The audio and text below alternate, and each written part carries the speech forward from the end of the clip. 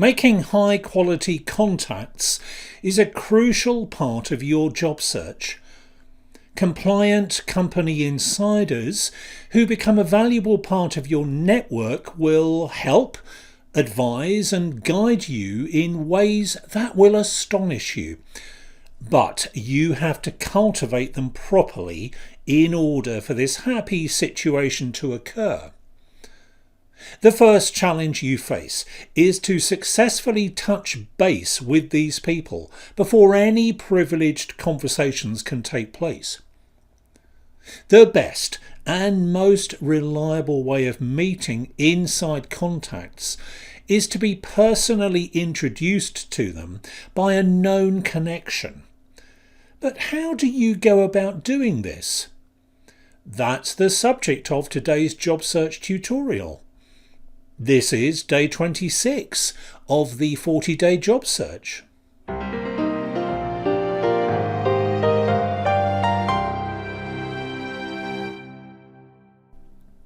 Hello, I'm Neil Grant, the person behind the Vocation Master training program, and I help you do better work.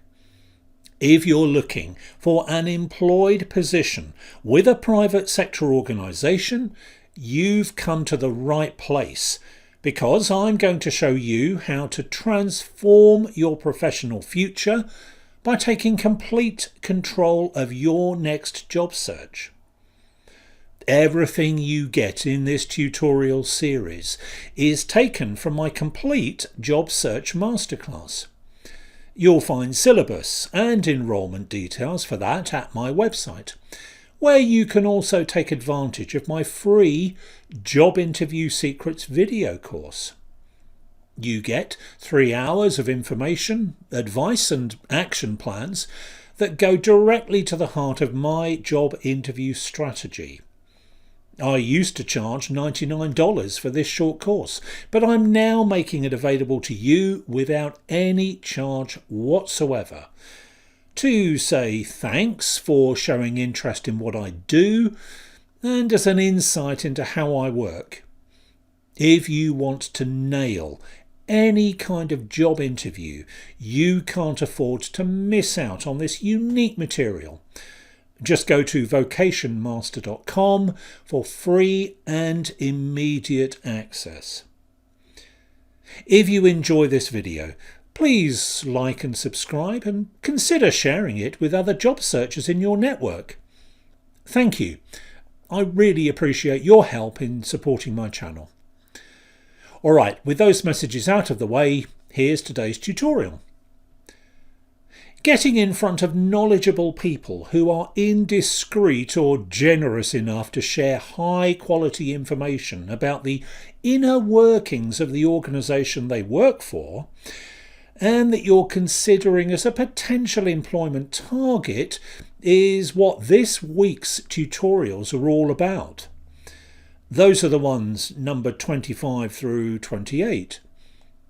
Making inside contacts is the second of the 3 pillars of my job search strategy, and something that you must make every effort to master if you want to fulfill your job, career or vocation potential.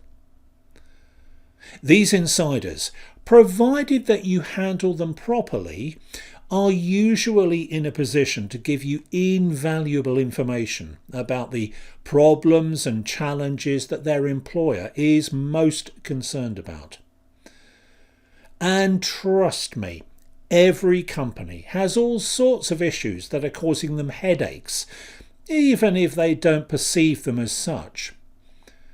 Your task is to identify these problems and to inform yourself about the thinking processes of the staff members who are responsible for solving them. This knowledge will allow you to decide which way to proceed on your job search journey. I've made the following points in earlier tutorials, but it's worth repeating them just to emphasize their importance. The business problem that you need to locate must be within your zone of control, meaning that it has to be something that you have the ability to influence in some way. Forget about logistics issues if you work in accounting, for example. You only have to think about what happens as a component of your particular job role. I'm sure you clearly understand this. And next, a problem needn't be one that might sink the company unless it's solved immediately, that has everyone pulling all-nighters as they fight fires on all fronts. All it has to involve is an opportunity to make improvements to one of the 3 essential business questions that occupy the thoughts of every responsible manager in any commercial organisation. How can you help the business make money, save them money, or contribute to doing things better in some way? That's it. That's the nature of the problem you're looking for. Perhaps the word problem is excessive, and I know it confuses some of my course participants, so don't get hung up on the idea of finding major problems. Minor ones will do, so long as they tick the making money, saving money, or improving things boxes. Even the smallest, most incremental changes will have an impact on the company's bottom line, and this is what you need to drill down into. This will form an integral part of the content of your job pitch, which I'll cover in a future tutorial. The trick is finding someone who'll tell you what you need to know, or at least to confirm or deny what your earlier research has revealed. The truth is that you're unlikely to gain access to a knowledgeable person, let alone earn their trust quickly enough to persuade them to be open with you straight away, without a little softening up. This is where a known third party enters the equation. The best way of making contact with someone who works for an employer that you're interested in is to engineer a personal introduction. Now, this is a brief summary of how the process operates, although, as elsewhere in this series of short tutorials, you'll need to refer to my complete job search masterclass for a fully featured explanation, where you also get a range of conversation flows and telephone call scripts to guide you along the path. Anyway, here's how it works. You start by identifying a person who recently worked at the company you're targeting. You do this by conducting an internet search using parameters that specify relevant criteria. Google will become your best friend, and you'll get well acquainted with advanced Boolean search operators into the bargain. LinkedIn too, as you take advantage of their sales navigator and recruiter options if you're serious about this activity. Yes, I know you usually have to pay for these, which is why I suggest you take out a free monthly trial when you've got all of your ducks lined up in a row. What you're looking for is the work history and contact details of a recent employee who ideally used to work in the department you want to join. In reality, it's not a deal breaker if you can only find someone who used to work in a different department to the one you'd potentially be operating in, but I won't get sidetracked by going into this here.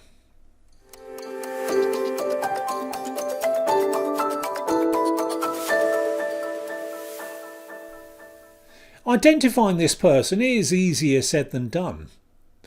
So where do you start with an online search that can deliver an overwhelming number of false positives, dead ends, and worse?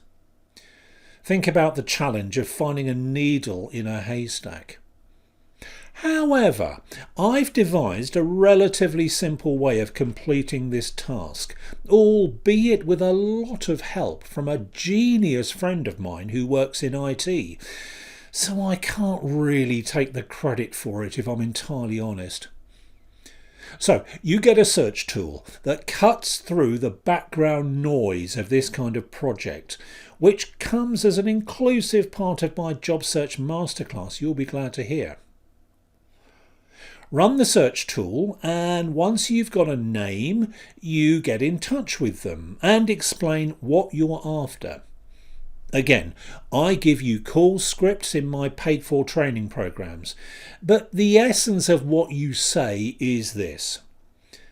In your opening gambit, you tell the ex-employee that you're considering making a job application to their previous employer, and you simply want a little background information just to be sure that it's worth your time submitting a CV or resume. You're doing this as you understand that they used to work for the company, and you'd really appreciate some advice from someone who's been there, done that, and so on. There's some subterfuge going on here, because you have no intention of sending in any kind of work application, but it's a small lie that's hardly worth worrying about.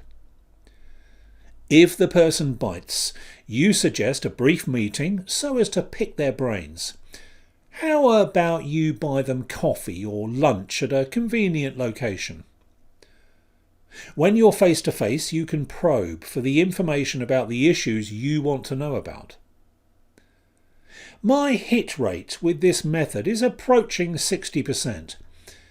That means that 4 in 10 people I contact won't play ball, but plenty will.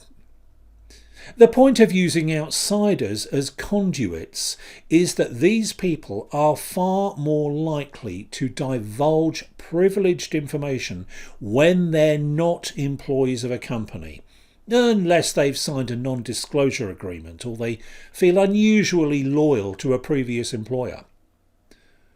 This is truly rare, however. It's much more common to find a disgruntled ex-employee who's only too happy to reveal a wealth of information. They're also likely to be closely connected with their ex-colleagues and possibly have intimate knowledge of internal affairs that you simply can't get anywhere else. This facilitates quick personal introductions and dropping privileged information into the discussions that you'll have. The direction that your conversation travels with this person is hard to predict, so you need to keep your wits about you and be flexible with your questions and reactions to their answers. Practice makes perfect, and I'll be talking about this aspect of your job search in due course. To make this method work well, you need to offer some kind of quid pro quo arrangement. You scratch their back if they scratch yours, so you should try to help them in some way in return for their help. Now, I'm not talking about offering a financial benefit, but a more subtle route of assistance, such as plugging them into your network or showing them how you're now using this job search strategy to create a better future for yourself. This latter one is exactly what I've done myself, and it's invariably much appreciated. To round off your meeting, you need to ask your contact to introduce you to an influencer within your target employer. There are ways and means of doing this, which I explain in my full training programs, as you'd expect. Sometimes it takes a further meeting or two to cultivate their trust or to expand upon the information they give you. But a request for an introduction is the absolute priority if you feel positive about where this might lead you. If you've played your cards right, this isn't a difficult proposition. I'll explain what happens when you've engineered the introduction in upcoming tutorials, so don't think I'm leaving you hanging here. Okay, that's about it for this extremely concise introduction to facilitating introductions to company insiders by way of using outside conduits. It's a method that really works, but only if you commit to using it fully and comprehensively. In the next tutorial, I'll be talking about the nature of meetings with people who can help you.